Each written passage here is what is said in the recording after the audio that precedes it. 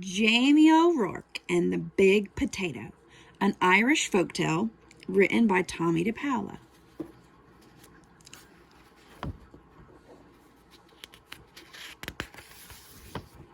Jamie O'Rourke and the Big Potato.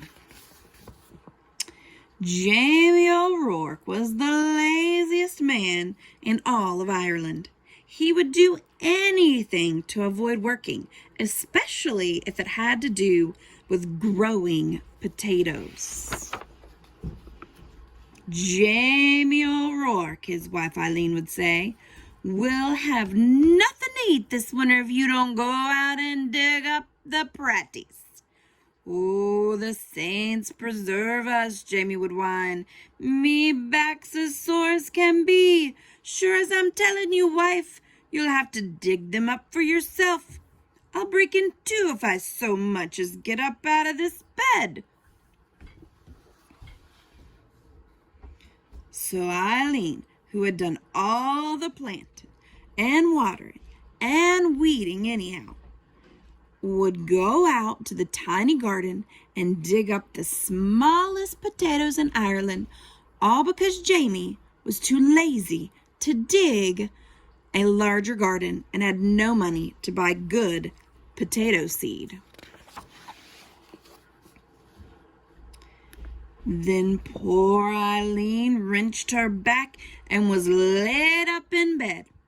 Saint Bridget and the Virgin Mary herself must have smiled down on Eileen O'Rourke, the village women said. Why, it's the first rest she's had since she married Jamie O'Rourke. With Eileen in bed, Jamie began to worry. No Eileen to dig meant no praties all winter, and no praties meant no food. Oh, poor me, wailed Jamie. I'll starve to death. I'd best go to church and confess to Father O'Malley.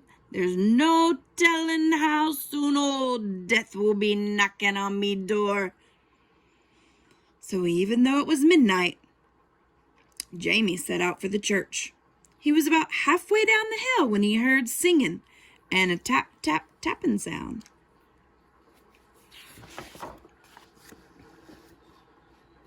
Sure, and I wouldn't be knowing, Jamie whispered, but I swear it's a leprechaun.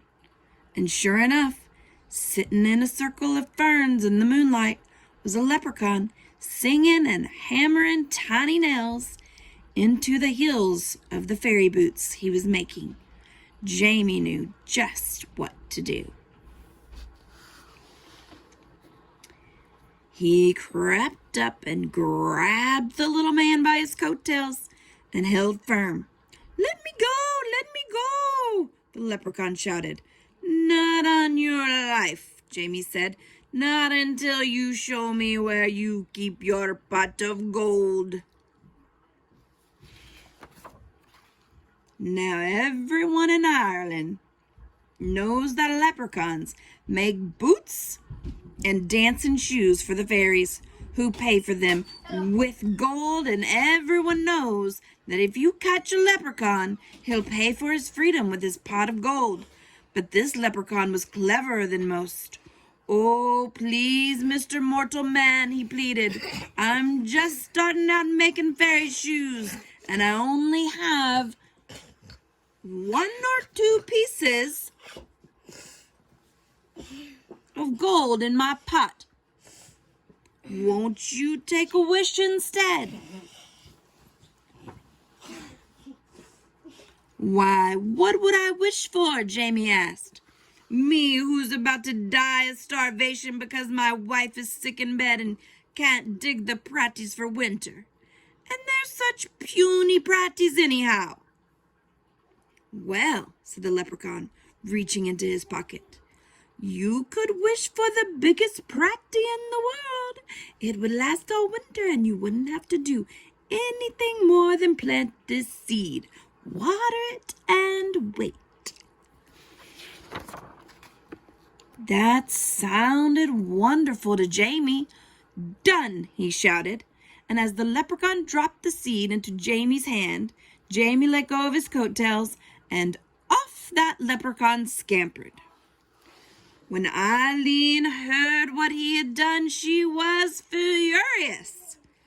"Jamie O'Rourke, you're not only the laziest man in Ireland, but a fool as well. Giving up a pot of gold for a pratie seed. Well, I'm going to plant this seed and water it, and you'll see," Jamie said, and out he went.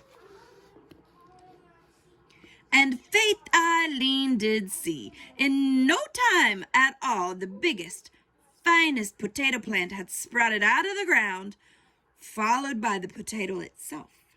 It was so big it pushed up not only all the dirt in the garden, but the garden shed and the corner of the cottage as well. "Well, surely now it's ready to dig," Jamie said proudly.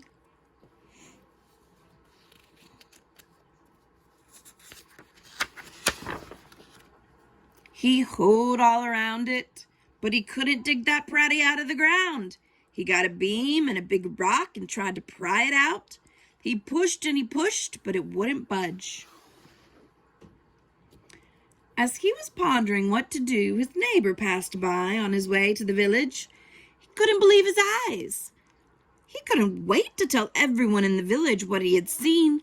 Before you knew it, the hill up to Jamie's was filled with villagers coming to see the big potato. "Where did it come from?" they asked. Jamie told them about the lucky night he had caught the leprechaun and how smart he had been. "Why, anyone could have gotten a pot of gold," he bragged, "but the biggest pratie in the world? Well, that took some doing." "However, did you outsmart a leprechaun?" they all asked at once. Jamie hesitated and scratched his head. "We'll help you dig up your pratie, Jamie, if you'll tell us how you did it." And they grabbed shovels and hoes and started to dig.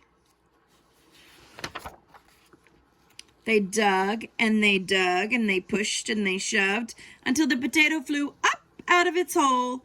It rolled down the hill faster and faster until it reached the bottom, where it bounced up high and came to a stop, wedged between the stone walls on either side of the road.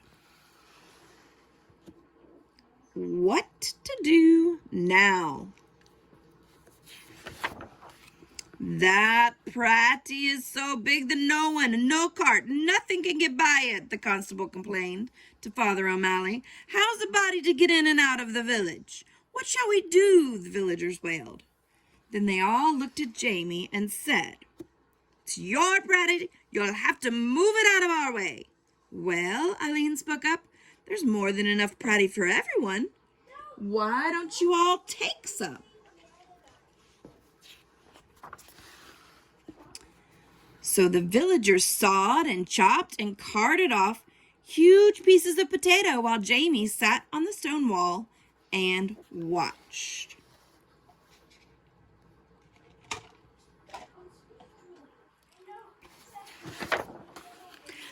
All winter long, everyone had potato to eat and eat and eat until no one wanted to see or hear of potato again.